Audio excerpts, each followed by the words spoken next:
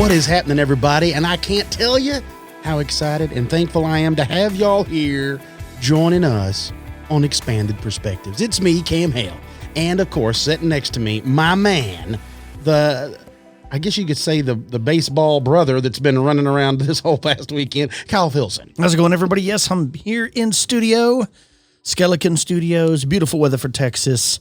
Just got back from an interesting trip up to OKC, Oklahoma City. For a baseball tournament, because apparently they're not allowing them here in Texas because of the quarantine. And apparently that's the way it is in a lot of states, but Oklahoma's not having it. So they were hosting a tournament, and there was a lot of teams in this thing. I think like 180 teams from Colorado, Ohio, Kansas, Louisiana, Arkansas, Texas, Oklahoma, a lot, okay? So, a lot. So we got to play a team from Midland. We got to play a team from Arkansas. We played a team from Oklahoma, team from Kansas. And then the team that knocked us out of the tournament is from Crowley. So we went all that way to get beat from a team that's only 15 miles away. But now I wanted you to tell them, because you and I were talking about this. How many people there? Thousands. First of all, thousands. So you would probably say you probably saw, 5,000 to 8,000 people? Yeah, because there's so many teams that they had to do it at multiple venues. So we played Saturday at a completely different venue than we played Sunday. So if that makes sense, there's so many teams that there's not enough for the field. So they would have to do it at several different fields spread out through Oklahoma City. And when we were there, because this is a new thing that we're going through. Yeah.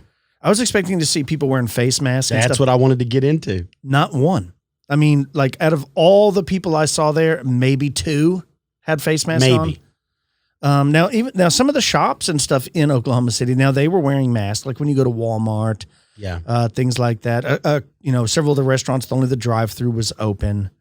But at the ball fields, at the ballpark, there was no one wearing face masks. Too much baseball. You couldn't yell. You can't, hey, bada, bada, bada. It's hard to go, well, I know that they were talking about with the major leagues that they're fixing to fire that up again, that there was going to still be rules like no high-fiving, no spitting tobacco or sunflower seeds, things like that, I guess, trying to stay spread out in the dugout and things like that. But none of that was going on either. I mean, the concession stands were open. They were selling sunflower seeds. There was people chewing tobacco. The kids were high-fiving. The kids were shaking hands at the end of the game. You think they were happy to be back out and seeing all their friends? That's the biggest thing, or seeing just being involved in something. That was it. Like Jacob, he didn't even care that they were winning or losing. It was just nice to be outside. A little bit of normalcy. Yeah, doing something. And it's not fun to go up there and just get your tails whipped, but it's part fun. of it, right? It's fun to get out there and it seemed like a little bit of normalcy. What I didn't like, though, was the drive up. There's a beautiful mountain range up there, Arbuckle Mountains. And I know it's good for the environment and everything, but they've installed a bunch of wind gens. And I know that's good, but golly, it kind of ruined a beautiful area, because you got these pristine looking mountains. They're not like the Rocky Mountains, so settle down. But I mean, imagine even if it was the Rocky Mountains. Maybe you went to the Tetons or something like that, and you see these beautiful, majestic mountains, and then all on the top of them are wind gens. Man, I get it. I read somewhere that what it costs to produce and the energy it takes to produce those giant wind gens, each one, they never pay for themselves. Really? Yeah. So then what's the point? Like the maintenance and the upkeep and or the maintenance and the production of those wind gens. I don't know if it's true or not, but I've read it somewhere that that's like they never end up paying for themselves. So what's the point? To go green and to make it look like you're trying. Like, I don't know. I need to look into that more. Probably just talking out of my butt and don't really know what I know that Jalee's cousin, they have on their house like solar panels all over the roof, and they tell me they sell electricity back to their city. So not only does it pay for all theirs, but they actually make money off of it. My son's one of the guys that he used to work with. That's what this guy went and did, was install solar panels and all that. So if that's the thing, it's almost crazy that more people don't do it. Like, I'm thinking to myself, why aren't I doing it? I think the initial cost is the problem. Well, sure. Well, and then the hailstorms we get around here can be rough too. So you got to insure them. But other than that, you're good. Like, I'm with you. Why do we not have them on our roofs? Why don't our cars all have them? Yeah, along the top of it. Yeah. Yeah. There's lots of things that we should be doing. Yeah, you're correct. I mean, and I'm still confused that, like, there's lots of states running out of water, like California and things like that. But, like, we're surrounded. The planet is like 3/4 ocean. How come cost too much? We can fly to Yeah. Mars, but we can't Desalination. figure out a way to cheaply desalinate water. Cost effectiveness. They just can't figure it out. I don't believe that. Doesn't it seem like a conspiracy theory? I'm glad that they're not doing it, because the way we are as human beings, the way our nature is, we'd have the ocean drained down to be the size of a pond before long. Yeah, but all those monsters would be gone. That is true. That is very, very true. That's very true. Hey, look, speaking of monsters, I've got a story here that I need to share with y'all. Please. AF sends this. It says this happens back in April of 2017. Goes on to say, I work in a factory during the graveyard shift from 10 p.m. to 6:30 a.m. This night, I was actually working my 6th day in a row for overtime. I have had this job for a while now, and I'm used to this kind of schedule. I'm bringing this up because typically after I get home, I'm still wide awake, and I tend to sleep later in the day. So I was totally alert when this happened. I ended up leaving work early since I'd completed a lot more orders than usual, and I was on my way home around 4:30 a.m.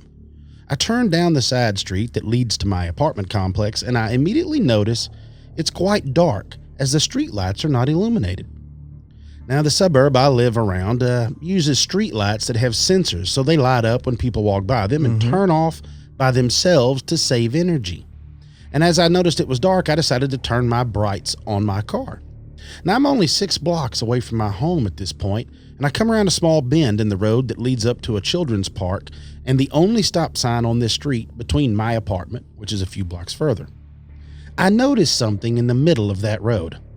My first thought was it's someone stacked garbage that maybe blew off the curb, but it's a pile there, and it was into the street. But as I drove closer, I slowed down, and I realized that it's a person walking down the street with their back to me. It seemed like an old person, a very old person actually, by the way that they were walking. As I slowed down a lot because it's very odd and I didn't know if they were going to jump out in front of my car or what, since they are well-maintained sidewalks that's less than 10 foot from them that they could be using. The next thing I notice is the clothing.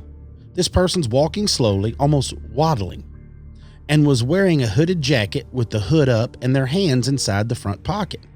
They're wearing sweatpants and soaking wet house shoes without socks because there's a light rain falling. This person's about 3 car lengths away from the stop sign, and I was close now, getting ready to stop, and I asked if they needed help or anything.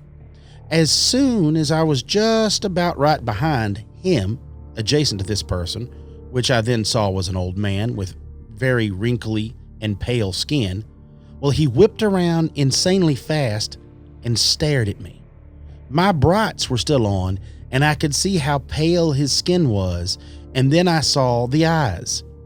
The pitch black eyes. This is a black-eyed senior citizen? Mm-hmm. No whites in his eyes, just black. I was immediately filled with terror and almost froze up, but I floored it and sped the last few blocks to my apartment, parked, and sprinted inside, locking all my doors and windows. Now, the next day I realized that none of the streetlights were illuminated on my entire street when this had happened, even though it was within distance to trigger the sensors. I couldn't sleep at all that night. AF. A black-eyed senior. I've never heard of that. There's more that I'll have to get into later, but yeah, there's black-eyed seniors. So that, look, we've always kicked it around with the black-eyed kids. Now there's more black-eyed old people. Look, every time I think of a story like this, and I've said it before, I think of the old man in the movie, or in the video, rather, the music video of The Unforgiven. That's what I think of. Yeah, right? yeah, that's like a good analogy. Old man. So I forgot about that video. Yeah, that dude's disturbing. So there y'all go. There's you, a black-eyed senior that you don't want to come across while you're driving home one evening. Yeah, for sure. Check this out. We got a cool listener story. It says, "Hey Cam and hey Kyle, what up? I just heard your latest podcast with Joshua Cutchin and Timothy Renner, and it made me think of an incident that happened to me in high school almost 15 years ago. Yes." I haven't thought of this in a very long time. In high school, either in 2006 or 2007, myself and 3 of my friends were hanging out at our friend Jake's house, which was in the country just outside of Carthage, Texas. So if you're not familiar with Carthage, Texas, that's East Texas. Yeah. South of Longview, It's out pretty. toward Shreveport. Absolutely. We would stay up all night in those days, and this particular night, the 4 of us went walking in the woods, and at one point, we all heard someone or something walking. We heard the crunching of leaves that sounded just like the crunching of leaves beneath our own feet. We all stopped and called out, "Hello? Is anyone out there? Who is that?" We got no reply, and thinking our imagination had gotten the best of us, we nervously laughed it off and continued walking. It could have been a deer or any sort of critter, I suppose, and as we continued on, we walked 2 by 2. I was walking directly behind my friend Jake, and all of a sudden, I bumped into him because he stopped abruptly. He said, "Did you all see that?" We all looked around and we didn't see anything unusual. He said, "I saw a woman wearing a white dress." Now at this point, I think he's pulling our leg, and I'm like, "Come on, man. Are you messing with us?" And he said, "No. Feel my arm." Well, it was a warm night, and every hair on his arm and on the back of his neck were standing straight up. I think he was telling the truth, as we have been friends for many years, and if he were joking, he would have eventually told us so. The rest of us never did see anything, but I truly believe he saw what he said he saw. Don't know if there's anything to this, but after hearing the recent podcast, I thought you might find it interesting enough. I had no idea that women in white was even a thing. Thanks, love the show, Larkin. Thanks, Larkin. That's awesome. It's pretty cool. Yeah, I was unaware. Yeah. I mean, of course, I've heard stories of ghosts, like white women in white as a ghost, but I never heard them particularly involved along with Sasquatch sightings. Yeah. Which I find very interesting. And, the La Lorena you talked about before on the show, that's kind of like a woman in white story. Well, there's so many of them across the U.S. It's strange that there's as many of those as there are in like Bigfoot encounters, like Bigfoot stories. And that's, like even the stuff we talked to Tim and Joshua about off air. It's the same thing as you're just like, man, that lady in white stuff is really cool. Yeah, very interesting. So thanks for sending that story in. Interesting. Folks, we are going to jump into an interview we have for y'all again today, another one, with our good buddy, Adam Stokes. Now, for those of you that don't know Adam's smart. He's one of those guys that's really, really smart. Like I said, he's got a BA in religion from Duke University, a Masters of Divinity from Yale Divinity School. I know he writes for Ancient American Magazine. He's also studied ancient American civilizations, Old Testament, Greco-Roman history, folklore. He's written books, multiple books. He's perspectives on the Old Testament and essentials in classical literature. He's written on that. This guy has dug into deep, deep history. I know he speaks Latin, like he reads Latin. He reads multiple different old languages. He's just one of those dudes, but besides the fact of knowing all that, he's a really great guy. And he has a lot of information on giants, which we all know Mr. Filson is a huge fan of giants as well. Yes, absolutely. And we're going to have Adam come back on to discuss a lot more of the ancient history stuff that he's dug into, things that he has found. But on this little interview we're going to be doing, we're just going to get his take on the giants, some stories that he likes, some things that he ties into it, some really interesting stuff on the giants of ancient North America, if you will. So when we jump back from the break, we're going to dive into it with our buddy Adam Stokes. You're listening to Expanded Perspectives.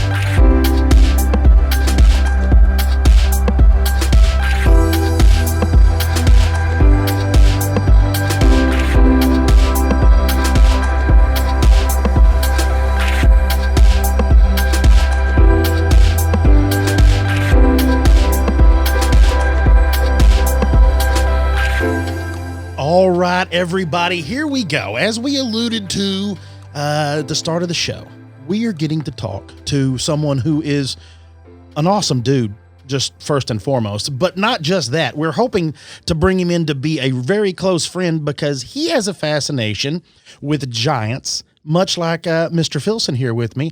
And it is the all-powerful Adam Stokes. Adam, how are you doing, man? I'm doing great, man. I'm just holding up in this quarantine. my family were all here, and basically just chilling and trying not to, kill each other. I have a 3-year-old and a 6-year-old, so they've been running manic, and we're trying to work, and we're making it work. We're making it happen. Oh, I bet you and your wife. I'm sure it's really difficult for young ones of that size to be stuck in the house. There's nothing you can really go do, and you just try to get buried up into work. That's what everybody seems to do. Everybody's been stuck at home. Let's just pass it by working and reading and just trying to go along. And that's what we're trying to do here with the podcast, is try to give some folks that are stuck doing what they're doing now a little entertainment. And that's why we got lucky to catch Adam and get a little bit of his time. Now, like I talked about in the intro, Adam is no stranger to books. He's no stranger to research and no stranger to education. And so I'm going to turn him loose with all these questions that we have. But I guess it's one of those, like we just talked off air. We were discussing about the giants and the skulls found here in Texas. And I was not made aware of the giants until we started this podcast back in 2013. I legitimately had no idea that it was even a thing. And then as we start researching strange tales, you start realizing, oh, wait, there may be actual physical evidence of this. And then as you start digging into it. So I just want to ask you real quick, what was the epiphany moment for you?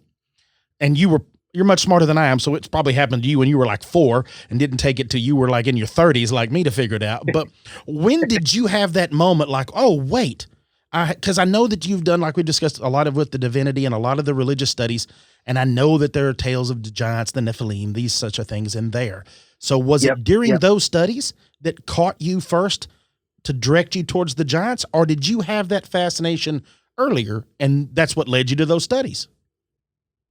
Yeah, that's a good question. So I think right when I was studying like the Bible and stuff in divinity school, I was always drawn to the stories of, monstrous creatures, Leviathan, Behemoth, the Witch of Endor, stuff like that. And what intrigued me about the giants is that, with these other creatures, a lot of them are just mythological or they're metaphorical. But when you look at the stories of the giants in the Bible, they seem to be real people. And the people who are writing this stuff down seem to be talking about literal events, actual events that are taking place.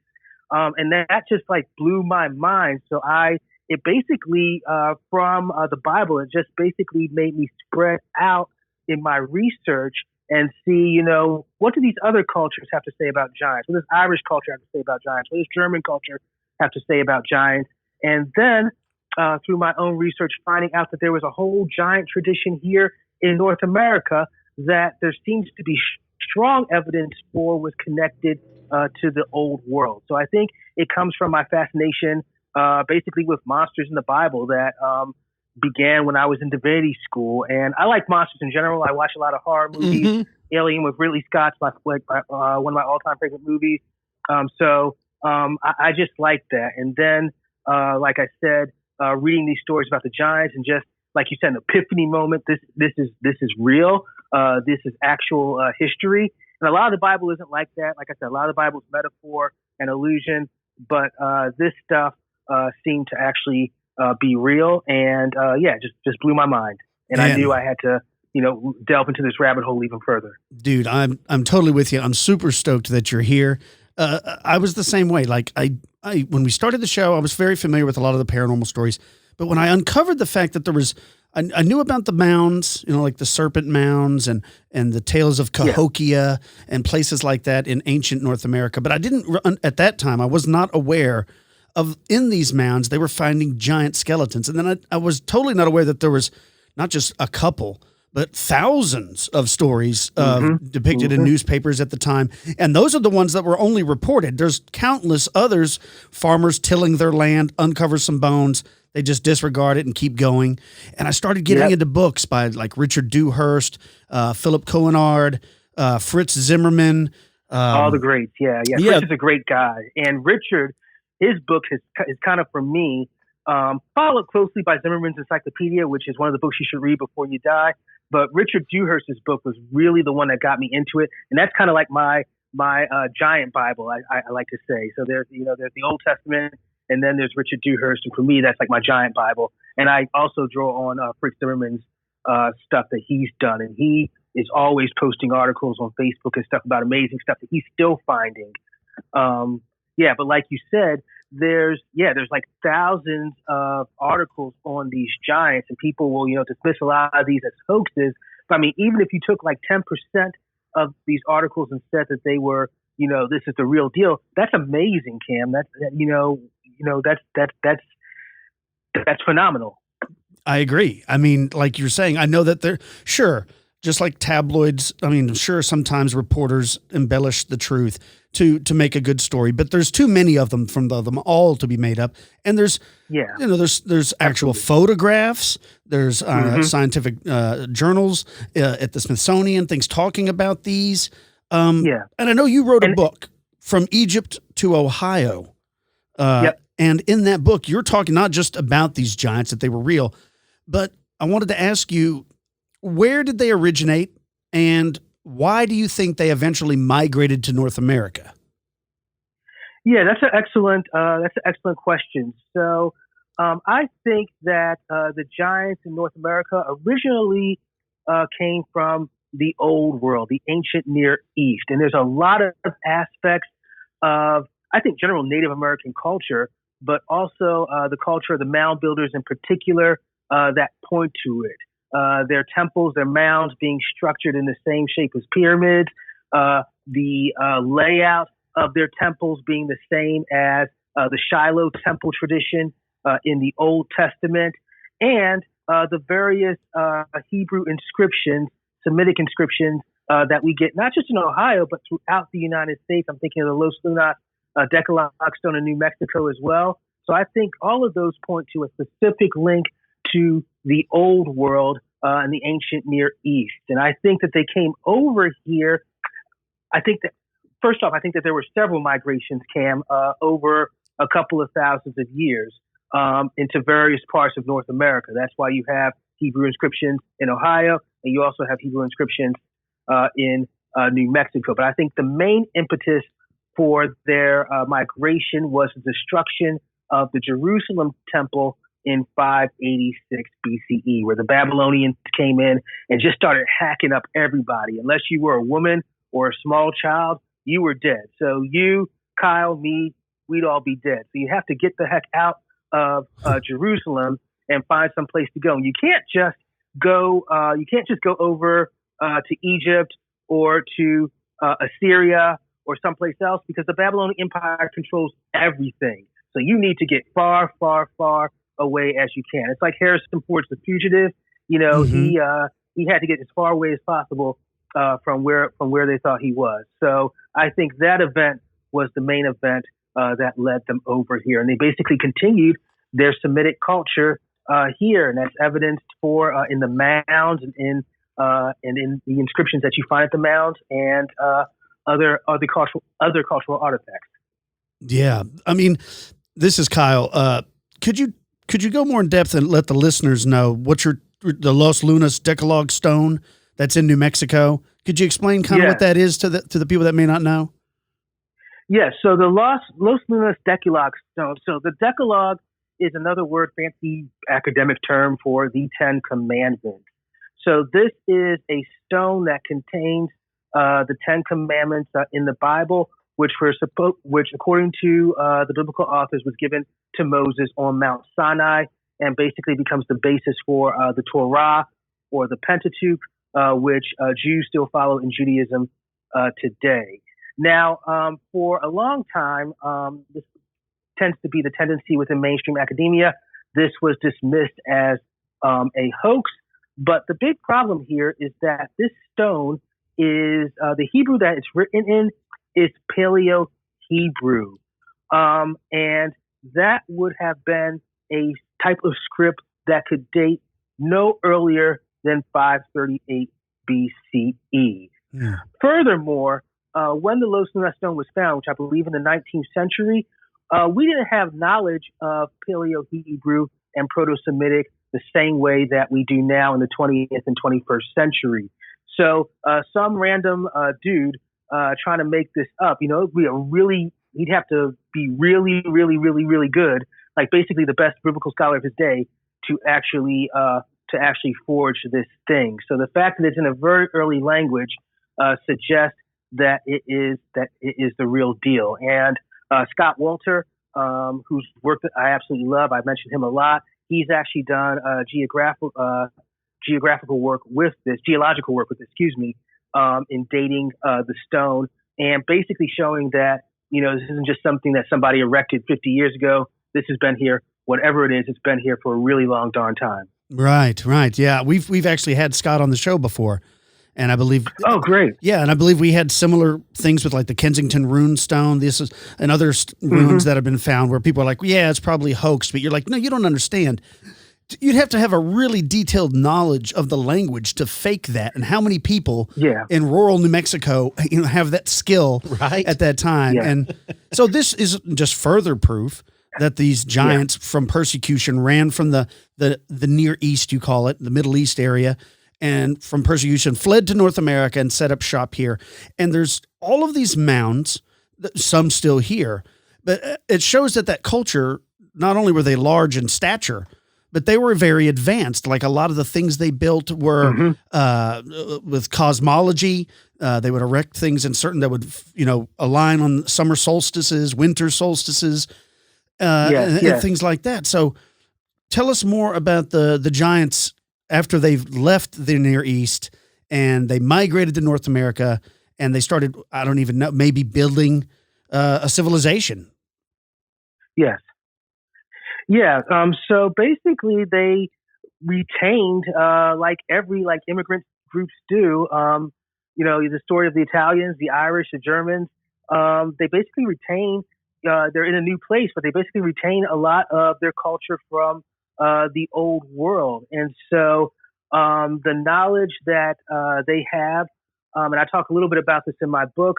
So I argue for kind of an Egyptian-Israelite merger, that whoever the giants were, their ethnic background was a mix of Egyptian and Israelite, which is not surprising because in the biblical text, there's a lot of intermixing with Egypt and Israel. I know that in pop culture, Egypt is often seen as the arch enemy, the joker to the Israelite people, because of like the Ten Commandments and stuff like that. But they were actually, if you look outside the book of Exodus, Egypt and Israel were pretty close. They were BFFs. And in fact, one of the reasons that that the giants had to flee was because the Israelites had an alliance with Egypt. They thought Egypt would help them out against the Babylonians. Egypt chickens out, and so they have to run away because they're getting their butts kicked by the Babylonians. But they take the knowledge that they have from both Israelite culture with its basically its foundation in biblical law and Mosaic law and Hebrew, and their architectural knowledge from the Egyptians with the pyramids, and kind of build this fusion society. And that's why the mounds are very similar, like you mentioned. The dimensions are very similar to the Egyptian pyramids, and this is why you have the giants. Basically, from what we can tell, their culture and their religion was very, very similar. In fact, the fact that they were buried instead of cremated, as you get in other Native American cultures, shows that, you know, they're kind of coming from this Near Eastern background. So there's a lot of stuff that they bring into North America. And specifically talking about the technology of the giants, they were very, very skilled in warfare. So we have, especially in Ohio, and Wayne May has done a lot of work on this, and Rick Osman, that there are these fortresses, these amazing fortresses that go back about 2,000 years and stuff that the giants built. And there are these amazing fortifications, and you look at them and you think, oh gosh, somebody must have been erected during the time of the Civil War or something. It's that detailed, but it actually goes thousands of years back. So they brought that kind of technological skill, especially in regards to warfare, to the New World. I forgot. That's what me and Kyle, the minute you brought up Rick's name, me and we're like, oh, I forgot we talked to Rick also. Like that had totally skipped my mind. Great. Yeah, he's great. I'm going to have to ask you this before Kyle keeps stealing it all, because I know he's fixing to take it and run with it. So I want to ask you this. Do you think that there were Native Americans in North America whenever the giants arrived? And the reason I ask is because we have a lot of stories from the Native Americans passed along, like the stories of the giants from Lovelock Cave in Nevada. We get stories from even up in Ohio. We get things of all these giants that they used to run in. They were red-haired giants and black-haired giants. Spanish explorers. Exactly. They were, and so I just wonder, and there's also another reason, an underlying reason is I ask this is to bring this up. I myself am only 5'8", and I remember looking into this thing a while back, is that there were a handful of tribes, Native American tribes, that are still considered. There was an article at one point published in Scientific American that talked about how there was a handful of Native American tribes at the time were the tallest people on earth, and that they averaged 5'8". And so, and that's crazy. And then, because I mean, we think of it now, of course, there's, much taller, but you have to think, as far as like nutrition, you think about genetics as things go through, it has a lot to do with it. But I find it. I remember. What's that? And like you said, average of 5'8", that's enormous. Most humans average like 5'4", and that's talking about, the tallest people, your NBA players, and your short person. I'm only 5'4". I'm short, but I mean, for 5'8" being the average, we're talking about some really big people here. Yeah, it could have easily hit 6-footers. And I cannot remember the name of the Native American fella that fought against Custer. And I always forget his name. And they actually put him in the Wild Bills show, and they brought him around, and they said that he was like over 6 foot at the time and was monstrous. Yep. Yeah. And so I look at that, and I always think about, the reason I always drawn is because I'm drawn to Comanche, the Native American group of the Comanches, because one of their last big chiefs, Quanah Parker, that's kind of the way this county got its name that we live here in Texas, is Parker County. So there was a lot of Comanche stories and things that go on here. But what I find so fascinating is I picture a lot of interbreeding. I picture a lot of intermingling, and maybe that's what led to it, or even the watering down of it. So that's the reason that I wanted to ask, in a roundabout way to come back to that before Kyle stole it, was to find out if there was something that you had found that led you to believe that the giants, maybe they were here when the Native Americans got here. I guess maybe they met here in North America, or were they already here? Do we believe? Because you don't, I guess because I don't know if there's a lot of giant encounters or history that comes from South America as much as it is in North America. Yeah, I would definitely say there's much more in North America than South America. Not that it isn't there in places like Peru and stuff, because a lot of independent museums have these bones from these giant persons, but I think it's a much bigger phenomenon in North America. And it's interesting because I think here you kind of have the intersection of what, to use highfalutin academic language, the Clovis theory with the migration of the giants. So I think that the giants were already here to some extent when Native Americans were populating the continent. And we have stories over and over again from the oral traditions of the Native Americans that they'd be traveling, their tribe settled here, but there were already giants here. The giants weren't happy that the Native Americans were settling there. And so you would have these fights and these battles that would take place. Now, also with that said, I think that you hit the nail on extremely hard on the head, that I think that there's interbreeding going on between these giants and the Native Americans. And that's what counts for in later centuries, some Native American tribes being extremely tall. Greg Little talks about this in his book with Andrew Collins on Denisovan origins. And he says that he mentions one example of a European settler coming in, and they have basically this big shootout with this tribe of giants, at least 7 feet tall. The dude who basically got in the battle with the Native Americans, the European settler, he draws a picture of what's happening, kind of what they did back in the Civil War when they would draw pictures of the battle. And he depicts the giants as super tall. And it's funny, when this gets recorded, So they take this manuscript that he has. He tells the whole story of the battle. He has the picture of the 7-foot-tall Indians. And when he takes it to the Smithsonian, there's literally a dude with an eraser who erases the giants and redraws the Native Americans as shorter than they were. So redacted. You have yes. So he makes them like normal size, but everybody, the Native American tribe themselves and the European settlers say, these were really, really tall people. So I think that Native Americans inherited not only the genetics of the giants, and that explains why some Native American tribes have very tall people in them, but I think they also inherited to some extent the culture of the giants as well, because there are a lot of features. And there was a Jewish rabbi in the 19th century who talked about this.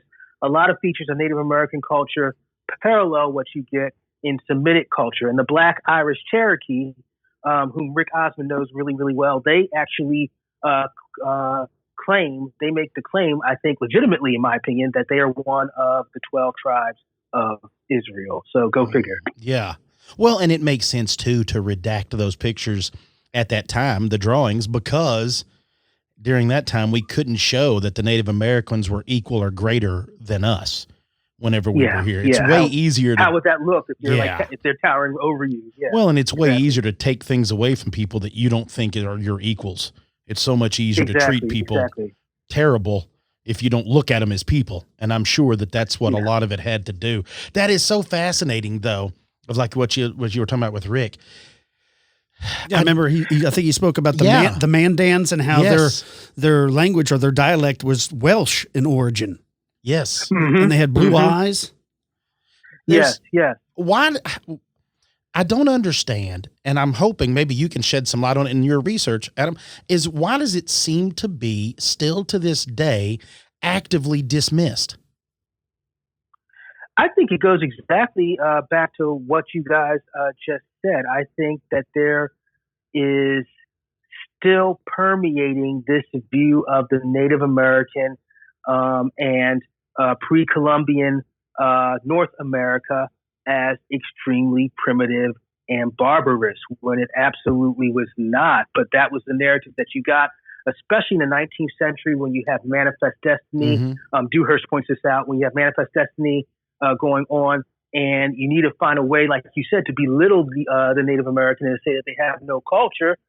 So these mounds and these giants represent a direct threat to that. So you downplay that as much as you can, and hell, you even destroy as many mounds as you can to make sure that this information isn't found. And I think even though we're in the 21st century, and there's some pushback on that, I think that has become so ingrained in the way that we learn about early America, and it's just so hard to get out of that bubble. Like, I know when I was growing up, we even celebrated Native American, holidays and festivals, and I had no clue about any of this stuff. I thought just Native Americans went around, hunting for berries and, walking through the grass and stuff like that, and I had no knowledge of this stuff, and that's because of the education that I had. So it's kind of sad, because I think until there's really a huge push and a shift in the way that we view pre-Columbia America, we're still working from that, outdated, kind of bigoted paradigm towards Native Americans. Yeah, I'm sure with the writing of your book and things, you got to receive some pushback from colleagues and stuff, right? Oh yes, all the time. They're like, there's no evidence for this, it's all a hoax. I'm like, have you guys read the book? Have you read the book at all? So and the same thing happened to Jim Vieira, who documented his giants really, really well. You mentioned giants, and they just come after you. But that's why I don't really have. I mean, I'm an adjunct professor, but I don't really have tenure ties to anything. So that frees me up to research whatever the heck I want to. Right. And in my opinion, to get to the truth about things. Man, and I'm so glad that you do that, because I felt when I finally discovered this and didn't just find one book, but many sources, multiple sources over the years, I felt mad. Like, I was let down by my adults, my professors, my teachers, because I was never told this. And when I would tell other people, they look at me like I'm crazy. And I'm like, no, I'm telling you, it's there. This is something, I mean, this is where we live. To me, don't you think it's important that people should know about the history? It's very frustrating, very frustrating. Yeah, yeah. And you go to, I took a few years ago, before we had our second kid, this is way back. Our first kid, Grayson, was only like a year old or something. We went down to Jamestown, and they have a whole super huge Native American like section for Native American history and stuff like that. And I didn't hear any of this information. Not a single peep. Well, and yeah, like what Kyle's saying is, I feel the same way. As I wasn't even aware of Cahokia and actually what that was, because I was, like you're talking about, the only Native American stuff that I was ever introduced as a young man, as a child, they were savages. Well, but it was history of Comanche or history of the Apache. Well, the Comanche was a full, basically traveler gypsy movement. They just moved, they just roamed. And I never thought. I thought, well, every other Native American tribe was the exact same way. And then the older you get and the more you research, you're like, no, they were tribes that had massive cities, huge. And you're like, well, where did this come from? Like, how did, where did the idea of this come from? How did this develop? What was it? And then it starts making the snowball begins, and it starts compounding of what was hidden and what was destroyed, and what did we not want anybody to, what did we not want to fit in the box of normalcy that we made sure to cover up, to get away, or to discredit anything and anyone that was involved with it at that time. And it almost, I know this is a very dramatic thing to say, but it's almost like our own personal burning of the Library of Alexandria for all of the information and all of the knowledge and all of the history that was lost through those few hundred years around that time. Because imagine if we would have embraced it. Because to me, there's enough information. It's what I'd even brought up to you off air that I want to get into now. Is this whole thing is, it took place here in Texas in a newspaper called the San Antonio Express in Victoria, Texas. There are 3 skulls, and they are enormous. When I'm saying 3 skulls, there are pictures of them. Yes, there's photographs of them, and one of them is big as a bag of dog food. Like, it is a human skull the size of a 50-pound sack of food. I mean, why would you? First of all, just to see something like that, you would think it was fake. The minute you walk in, you're like, well, that's not real. But when you find out it's real, you're like, hold on. And this was back in 1940. We're not talking 1840. We're talking 1940. Yeah, with the Works Progress Administration. Yeah. Yes. Yep. So, I mean, it's just one of those things. I guess you've dealt with this kind of frustration to see it and to trace it and to track it down. Now, I know that you've covered from all across the world and all of these things, but does it seem like they all made their way? I say all. I know there were pockets, but it does seem like the largest concentration of giants is in North America, correct? And in particular, they're like Ohio Valley. Well, because it's beautiful up there. Exactly. So North America and the Ohio Valley, which was which is the area where the Hopewell and Adina live. So that was, for me, I would argue, and other scholars will argue this as well. I'm pretty sure Wayne May would argue this, and Fritz Zimmer would argue this. That was the center of their empire, an empire that reached all the way into New York and what is now West Virginia. So this thing was huge, and like you said, there were these vast cities that Native Americans lived in, and nobody ever says anything about this. Another book that you should read before you die is Charles Mann's 1491. And he talks about this phenomenon. He says basically the myth that you get of the Native American wandering from place to place in tents is the post-smallpox era of North American history, when smallpox basically wiped out whole loads of thousands, even millions of Native Americans, and that is why you have the wandering. But before that time, there were cities, huge cities, some cities the size of London and New York, that were all throughout North America. Golly. And I can't imagine. Well, knowing now what we've uncovered in South America with the LiDAR scans, and we're seeing all the old roads. you have to imagine it was here. The problem is that it was easily found, so it was easily destroyed, to whereas Mother Nature covered it in South America and hid this from everything.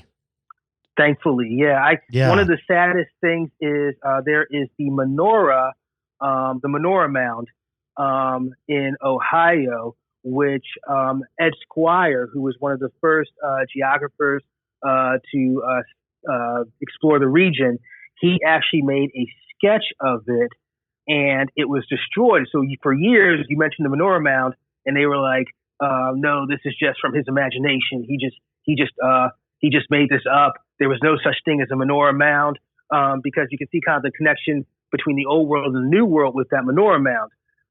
Comes to find out, this was only a couple of years ago, Cam and Kyle, that the Smithsonian had a sketch of the menorah mound as well and verified it as once existing. But it was deliberately destroyed, just like the many other mounds there. So, like you said, because they were out in the open and you could see them, that made them easier. That made them easier to destroy. Wow. And the fact that, like we've discussed, it's way easier to, if you control history, you control the future. So you can change it to whatever you want. Be like, well, that didn't exist, because you realize of all the things that you've done. Yeah. I mean, but it's sad. Like you said, I mean, you mentioned the Library of Alexandria, and that always kind of breaks my heart. History geek that I am. I watched the movie Cleopatra, and whenever they burn down that library, my eyes start to water. Worst part of the film. Like you said, worst part of the film. Definitely the worst part of the film. More than killing Caesar. I could see them killing Caesar. Oh, yeah, I mean, of burning course. down the library. But leave the library alone. Yes, leave the library alone. Don't touch that. All right. Yeah. Yeah. Well, and people, we get lots of pushback whenever we do episodes on people being here long before Columbus, like the Egyptians. And I know that the copper that was, speaking of copper, before I get on that, there's been giants found with like copper jewelry, copper bracelets, copper helmets. Yes. Copper helmets. So they knew about metallurgy. And then, we found out along the line that there was a giant copper mine in Lake Michigan, Isle Royale, they know at least 6,000 years old. They were mining massive amounts of copper, which they were they found all the way in Egypt. I believe the Egyptians either were traveling up the Mississippi themselves, or they are subcontracted out the Phoenicians. You see all of this. Clear evidence of interchange, trading and interchange between the old world and the new. And people, when you mention that, people say, "Oh, that's fantastic. There's no way in those teeny boats that they could get through it." Scott Walter, he also did, I keep mentioning his name. He also did a show on this, and Stephen Smoot has written on this as well, that there was they recreated a Phoenician ship back in 2010 and decided to try and take it around the world. And it actually ended up, the breezes that they took, they went through around Africa, all around Africa, and the winds blew the ship to about 40 miles off the coast of Florida. So this was a perfectly possible trip to make. And they weren't starving, they weren't dying. They set up with the exact amount of food that the Phoenicians would have on the ship. Nobody died. They got a little seasick because it's an old rickety wooden ship. But my point is that this is something that was completely possible to be done. And as you said, we have evidence that this was being done. The trade was going back and forth centuries before Columbus's time. And I mean, why wouldn't you want to know about this stuff? I think it just makes, I'm a big American history buff. I love the Revolutionary War. I love the Civil War. I actually have some ancestors who actually fought on the British side in the Revolutionary War. Which is really interesting. Yep, I had a dude was a redcoat. I love American history, and wouldn't this be such a great contribution to just the richness of American history, as it is? And I think, like you said, it is basically burning down the Library of Alexandria. Yeah, I mean, there's Egyptian hieroglyphs with corn in it. Well, corn is not native to Egypt; it's North and South American. There's traces traces of cocaine. And use of cocaine being used by the pharaohs. And the marijuana plant. Yep. Yeah. So, which is indigenous to North America. Yeah. Yeah. And not just the Egyptians. There's Chinese all along the west coast of the United States and Japanese. There's rare blood lines that are very similar to I mean, what I'm getting at is I think growing up, I don't know if it was like that in Maryland where you grew up, but not only were the Native Americans made to seem simple and stupid, but we were taught like everybody, like we always assume that we're the greatest and best human beings have ever been now. And I think it was far different. We always think of them as they're way too dumb. There's no way they could have sailed. There's no way they could have figured out navigation to get all the way up the Mississippi when all that's untrue. I mean, that's completely untrue. Yeah. Not only were they knew how to mine copper, how the hell did somebody figure out that it was all there? Yeah, how did they find it? Yeah. I couldn't tell you how to find copper now. Yes. And we drove through giant copper mines. Yeah. No, neither could I. That's a really, I mean, that's an excellent point because, like you said, so often we think that the ancient world was just dumb and very primitive. When I would say that in a lot of cases, not just North American civilization, but the Mayan and the Aztecs, and the Romans. These were civilizations that, when you look at what they did, I mean, the Romans had a freaking computer, for heaven's sake. They were kind of more advanced, and they were more advanced in some ways, in a lot of ways, I think, than we are today. So we are not the pinnacle. And one of the things that I find humbling and extremely enriching at the same time is to look at ancient history and to realize, as I think people like Graham Hancock and others have shown, we are not the pinnacle of civilization. There were a lot of people, there are a lot of groups doing amazing things, way before we came on the scene. We're a big letdown most of the time, I think. Yes. Well, and so much of our information now is being stored digitally or in a cloud, and we'll run giant volcano or asteroid or solar outbreak, and we're going to be back in the Stone Age. Exactly. All that stuff's going to be erased. So, and they knew how to store stuff back then. I mean, you look at the biblical manuscripts, they knew how to store them in these caves where nothing happened, and they were able to preserve their culture. What's going to happen to us? Like you said, we have it stored in the cloud, just like a memory wipe or something, something happens with that or a natural disaster, we're done. Adam, I want to ask you real quick before we let you go and let you get back to your family is there something, or is there some other, research that you have found to show that maybe were these giants a more dominant culture pre-Diluvian? I guess is what I'm wondering was it pre-flood? Because we know of all the flood, we know of these things. It seems like their culture was old enough. Like that's the only place I guess I could think of it coming down from would be pre-Diluvian times. Was there anything that you had found that might show that?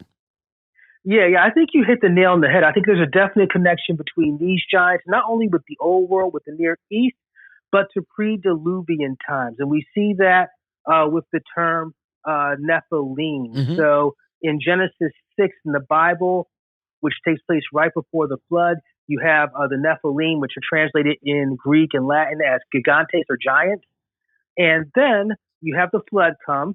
And then thousands of years later, in Moses' time, the Israelites run into these giants, whom they call the sons of the Nephilim and the Anakim, which is weird because they should have all died out in the flood.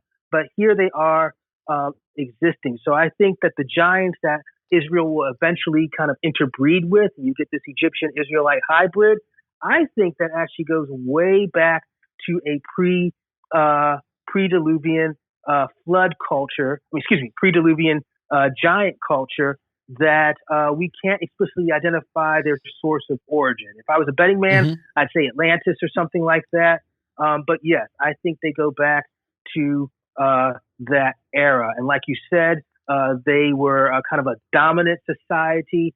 And one of the reasons, a lot of people speculate about this, I think one of the reasons that the flood happened was because they were an oppressive society, dominating people. The Hebrew text suggests that they were, taking regular human women by force and having sex with them. So they were just not the nicest of people. And this parallels, ironically, what you get in Native American traditions where they say, we encountered these giants. They weren't really nice. On the West Coast, you have the Paracas skulls from a cannibalistic group of giants that were eating Native Americans, and the Native Americans got sick of this, rose up in revolt, and basically killed them all off. So same type of this domineering, oppressive tendency that you get with the Nephilim. And they couldn't have died during the flood. They could touch. It didn't get over their head. Yeah, they could stand on the ground. They survived somehow. Right? Yeah. It wasn't deep enough. It only flooded to like 9 feet, and they were all 10 footers. They were just standing around. That's it? They were able to stick their nose up. Yeah. That's right. Breathe through their nose. Yeah. That's right. Adam, we appreciate you coming on and sharing all this so much. We're going to have to, we've got so many other things we want to talk to you about. We're going to let you get back to it. Tell everybody where they can find your books, where they can find your work, all the stuff where they can find all your writings, things like that, please. Absolutely. So I contribute pretty regularly to Ancient American Magazine, published by my good friend Wayne May. So I'm always writing about giants and just ancient American culture in there. I have my book From Egypt to Ohio that you mentioned that can be found on Amazon and Books A Million. The Kindle is pretty cheap. It's about $5, and the paperback is $10. So a pretty cheap book. I also have an Instagram account, Adam the Giant Guy, and I'm always posting whatever, like you mentioned, articles and stuff, whatever articles and newspaper clippings and pictures I can find about giants and about ancient North America on that site. And I also have a Facebook page. I have 2 Facebook pages. One's kind of my personal one, so there's a lot of family stuff, but I also put stuff about giants on there. And then I have a tutoring website because my main job is teaching Latin and languages.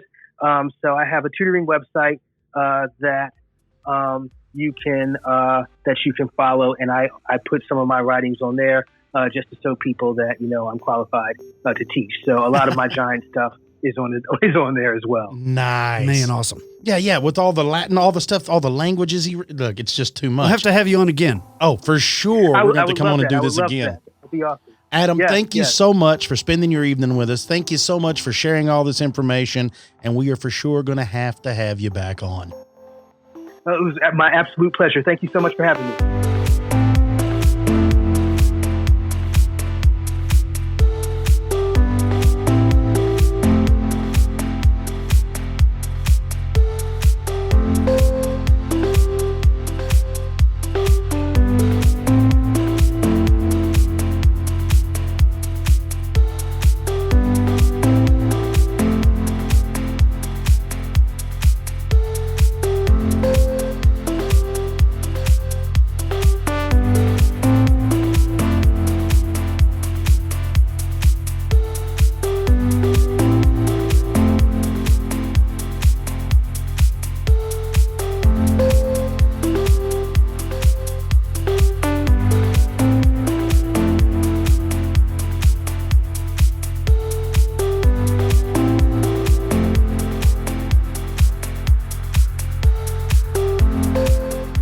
Woo-hoo-hoo. And here we go again. What did you think? I hoped everybody enjoyed it.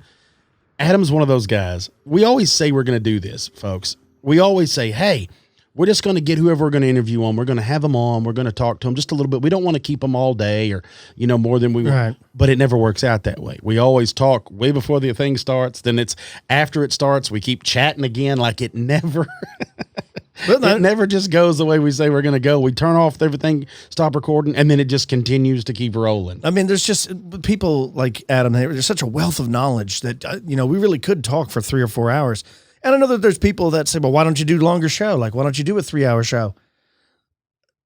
For me, I have ADD really bad. And so, like, if it starts going longer than an hour, I have trouble concentrating. I know if you don't believe me, it's hard to concentrate. But yes, no, we're going to definitely have him on again. I really love the stories of the giants, as anybody that's been listening to the show for any length of time knows. And because it's for the very reason that there is physical proof, right? There are bones that you could find. There are bones that are documented in a courthouse, not even that far from here, Somerville County. The city's courthouse is in Glen Rose. Just until recently, If you went into the courthouse there, they had a set of bones from a Native American that were of giant proportions. Yes. Now, and I'm not talking a 20-footer or nothing crazy like that, but I believe it was like 8.5. Yeah. And it was a female, I believe. So that's very tall for this area and for people from this native to this country. And when you go back and start looking, see, when I first got into this, as I brought up, and I've brought up many times, like people would mention it to me and I was like, what are they talking about? And then I started looking into it, and there is a wealth of knowledge. If you want to get into this, you could just go to Amazon and start looking at books like Patrick Cohenard got a book on it. Richard Dewhurst, Fritz Zimmerman, I think is probably the best. I've even done episodes recently from Fritz's book on the little people, but also giants. Jim Vieira, if you remember the History Channel show that was out a couple years ago, with Jim and his brother, Hugh Newman, he writes about it. He's got books on the subject matter. It's just crazy to me that there's this culture here in North America with the mounds and the giants and the copper mining, and like all of that is never taught in school.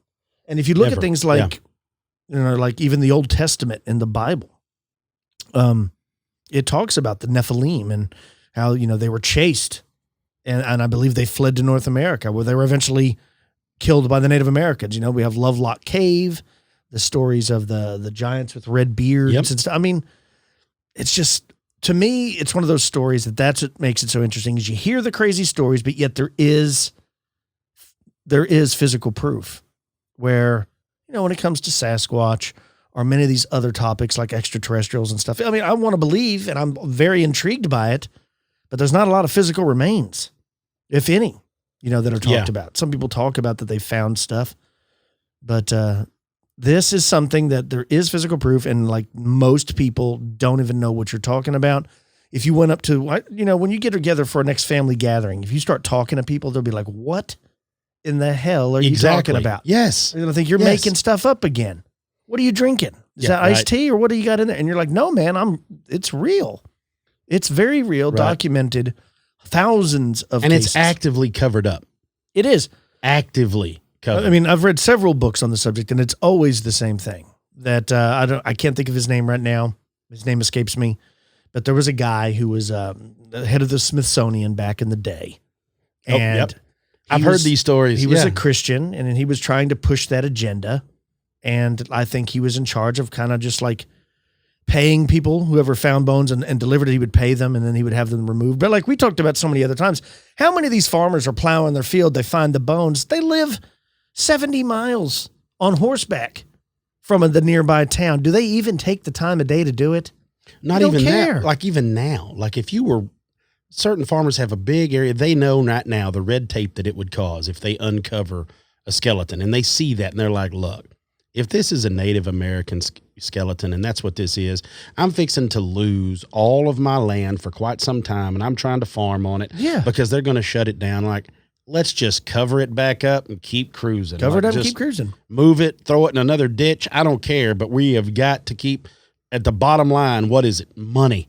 Money's at the bottom of every line. Money. What's it worth? At least some agenda. Yes. Always behind it. I mean, we've talked about it on the show. My uncle, who was in construction years ago, in the city of Fort Worth, said that they were digging stuff up with like an excavator, bulldozer, and they found some giant dinosaur bones. And, the guy that was operating the machinery stopped and went and told the boss man, and the boss man knew the same thing. Like, it's going to cause a lot of problems. So what did he do? He said, get out of the way. He took a bobcat, smashed the bones up into pieces. Yep. Said, get back to work. And if that happened from somebody that I know, how many times do you think that's happened in history? Mm-hmm. Thousands upon thousands. Yeah. Especially long ago. Well, just like the story I was telling you and Adam off air, the guy that I'd met whenever I was like 19, when we were building that house, same exact thing. I'll tell everybody right now. I was building, I was in construction. We built houses. I was a framer and carpenter. And so right out of high school, I had done it. I'd done it some in high school too, but right out of high school, that's what I'd started doing. And we were building kind of like a guest house and all this stuff for a fella one time south of here. And we went into his home, and he had all kinds of artifacts, like in display cases. Like his living room area or his den area was huge, and it was plumb full of all these artifacts, like giant spearheads and hatchet heads and pottery and all this stuff. And we had asked him, where he came up with all this. And he worked for, or actually had owned a company where they had done right-of-way working in South America, North and South America. So they cleared right-of-way for oil and gas lines. And they were working in South America somewhere, and I don't remember because it's been years and years. And he said they would come across mounds out in the middle of the jungles. And he said if those mounds were in the way, you had to take them down to lay it for that right-of-way. And he said you would open them up, like peel the tops off, and basically you're desecrating these mounds, but they would tear into the steps and there was all kinds of stuff, all kinds of ancient artifacts found in those mounds. And he said, I would take some and ship them back home and give them to the guys that work for us and all that. He goes, it wasn't until later we found out that we would go to prison for it. Wow. And he said that after I guess some of these antiquity laws were set, or maybe even they just decided we better start following the laws, is he would tell stories about they would find them and have to call people in. And he said it would shut the job down for weeks, 2 or 3 weeks, as they would excavate, and then you would have to work around it. And they would have something to where they would have to come in and move everything off of there. Like, we're going through here. We're just going to let y'all get everything, all these artifacts out, but we're still going through here. So they don't even know what might have been around the mound. You just pretty much empty the mound out and then bulldoze it down and keep going. So there's no telling what is either still down there or has been looted, like you've spoken of, and never talked about. Right. Just put in somebody's home, and that's it. They know that these things were burial mounds, a lot of them, and, people would just loot them. Yeah. I believe that happened. Yeah. And some people weren't even doing it, to gain money. Like, they're literally just trying to grow crops, and this stuff is in their way. Yeah. You got to remember back then when these are some rough people that were settling this country, right? Oh, yeah. I mean, not only did you have to do all the manual labor, you couldn't call up Amazon to have stuff delivered. You'd have to go to town like once a year, stock up. Then you had to battle natives. Exactly. I mean, it was just a really rough life. So here's another thing, and that culture, I mean, I'm not saying it's right, but you have to remember, like, the Anglo-Saxon white folk that were settling the country. Mm-hmm. They didn't really care for the Native Americans, not at all. And so you're telling me if they found a burial mound of what they perceived were natives, that they'd even care? No, of course not. You know what I'm saying? There was no respect. They would It's not tear like down, nowadays. burn down, I mean, there's everything. racism now. Imagine what it was then. Yeah. I mean, they were Native Americans then were seen as substandard. Yes. Unfortunately, but that's just the mindset of dumb people. So I could totally see where if they came across something like that, they wouldn't be like, oh my They God, just destroy it. I can't believe I disturbed someone's loved one's grave. They're not. They just moved on. Yeah, in my way. exactly. Very, very cool. I loved this interview. I had a great time talking to Adam. I love talking to people with knowledge like that, especially about things that I'm interested in. Yes. Yeah. So, and like I said, we're going to get him back on to talk about more stuff, ancient North American stuff. And I mean, he's got a lot of stuff that he's researched and tied to it. So it's really interesting. I got another listener story if you got a second. Throw it on us. Check this out. This comes from our buddy Chris, north of the border, our friend from up there in Canada. It says, it must have been somewhere in the neighborhood of 1990 to 1992 because I was driving with my late mother in her old brown Ford Mustang, a vehicle which was subsequently totaled in an accident in 1994. Everyone was okay from that crash, but by the way, not how my mother ended up passing away, but I digress. At the time of this sighting, I was around 10 or 11 years old. We were just taking the 5 or so minute drive from the local mall to our townhouse in Burnaby, British Columbia, which is in Canada, home of the great Joe Sakic. To my hockey fan brother Kyle out there. Yeah, I like Joe. Oh, man, I remember when he was on the Nordiques. Very cool. It says, very quaint, tree-lined sided streets, a small community library, a sprawling 3-story low-rise buildings, and a few high-rises more adjacent to the mall itself. It was dark, but not too late. Must have been before 8 p.m., which would have placed this sighting in late autumn, I believe. But we were just heading home, likely had some takeout food and VHS rentals, as we were inclined to enjoy back in those days, and turning right onto a curving road that sort of swoops down to the townhouse complexes on the foothills of Burnaby Mountain, or Simon Fraser University. There it was, this black triangle, Cam. Yes. Now, even back in those days, my mom and I knew what a stealth bomber was, and that's what we originally thought it was. Only one problem, though. It was hovering in place. That's right. just hanging in the sky. Yeah, that's a problem. Very low, not much higher than the tops of the Lougheed Tower high-rises. Upon reflection, I feel that this black triangle was made more of a sharper, acute angle than the stealth bomber, which is much more of a wide, obtuse angle. But we assumed at the time that it was a stealth bomber and that the American military were running some sort of secret technology tests in our airspace. We're just a 20 or so minute drive from the Washington state border. I pointed it out to my mom, and she saw it right away, and we were staring at it and slowly rolling down the swooping curved road. My mom couldn't get over it and actually pulled over. We both got out and just watched it. Another driver behind us pulled over and also got out to have a look. I can't remember what we said or the guy said, but probably along the lines of, "Isn't that strange?" and the mention of the stealth bomber. Anyways, my mom passed away in November of 2018, and even in her last years, we both remembered and discussed the sighting. I just thought I'd submit it to you guys and the EP audience because I have recently heard you guys mention the Black Triangle UFOs while listening to an old episode on YouTube. It was after that quick reference that my sighting came flooding to my mind, specifically the fact that this Black Triangle craft was a much narrower angle than the stealth bomber. Maybe it was just some U.S. military craft, who knows, but it happened exactly as described. Take care, peace, and love from Canada, Chris. Yeah, Chris, man, I agree with your sighting. I appreciate your sighting. I'm sorry, not agree with it. Of course, I agree with it. I totally believe that you saw what you did, you and your mother. We've had numerous sightings sent to us over the years. And that is one of the long-running jokes, right? Is like there's different shapes, and it seems like for whatever reason, starting in the late 80s, early 90s, it seems to be triangular-shaped craft, where previous to that, it was like egg-shaped. Remember in the 60s? Yep.